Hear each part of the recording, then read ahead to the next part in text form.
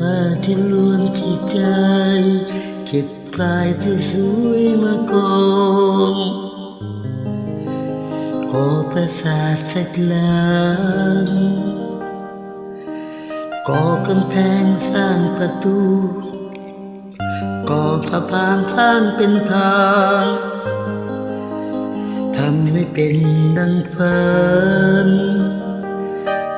ก่อนที่ฉันจะได้เห็นทุกอย่างอย่างที่ฉันฝันไว้ทุ่มเท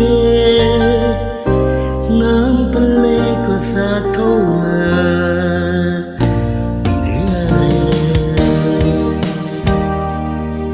แหลกสลายลงไปกับตา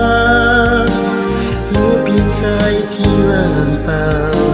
กับน้ำทะเลเท่านั้นไม่เหลืออะไรเลยจากที่เคยมีความใฝ่ฝันไร้กำลังจะสร้างใหม่ให้เหมือนเดิมทีละเล็กละน้อยที่คอยสะสมความดีมีเพียงเท่านั้นก็เป็นความเข้าใจแต่งเติมความหมายด้วยกันคอยถึงวันที่หวังก่อนที่ฉันจะได้พบความสุขอย่างที่ฉันฝันไว้ทุกวันเธอก็พันมาจากฉันไปเหลืออะไรเลยแตกสลายลงไปกับตาเหลือเพียงใจที่ว่างเปล่า